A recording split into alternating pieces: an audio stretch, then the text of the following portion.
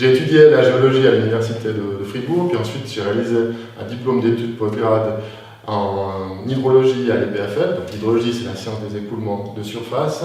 Et puis tout naturellement, avec cette formation, je me suis spécialisé dans le domaine des dangers naturels liés aux crues et nappes torrentielles. Actuellement, je travaille dans mon propre bureau à Monté.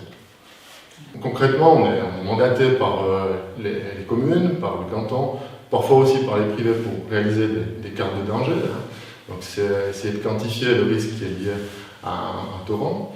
Et puis à partir de là, ce qu'on nous demande, c'est de définir des priorités d'intervention en fonction du potentiel de dommage que chaque cours d'eau peut produire. Et puis c'est ça qui définit finalement si on va investir ou non dans des mesures de protection.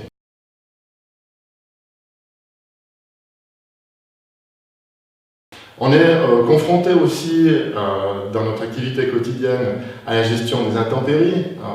Cette année, au mois de janvier, tout le monde se souvient des fortes quantités de neige, mais aussi des précipitations pluvieuses importantes qui se sont abattues sur l'ensemble du canton. Et puis là, on est appelé par les communes ou par le canton en appui pour prendre des décisions. Qu'est-ce qu'on doit faire? Est-ce qu'on doit évacuer une zone à bâtir? Est-ce qu'on doit fermer une route? Est-ce qu'on doit mettre en place des machines pour curer un cours d'eau? C'est tout un tas de... Ça, on est plus vraiment dans l'opérationnel. C'est vraiment la gestion de l'urgence. On n'est plus dans la planification. Actuellement, on voit que le climat est quand même relativement instable, avec des intensités fortes de plus en plus fréquentes, en termes de pluie, même dans le sens inverse, dans les sécheresses.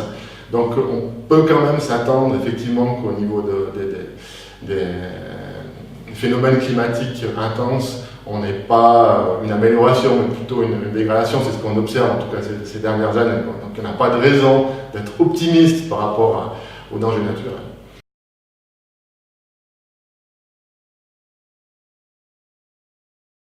Ces 30 dernières années, on a fait beaucoup dans le domaine des dangers naturels. Les cartes dangers maintenant sont existantes.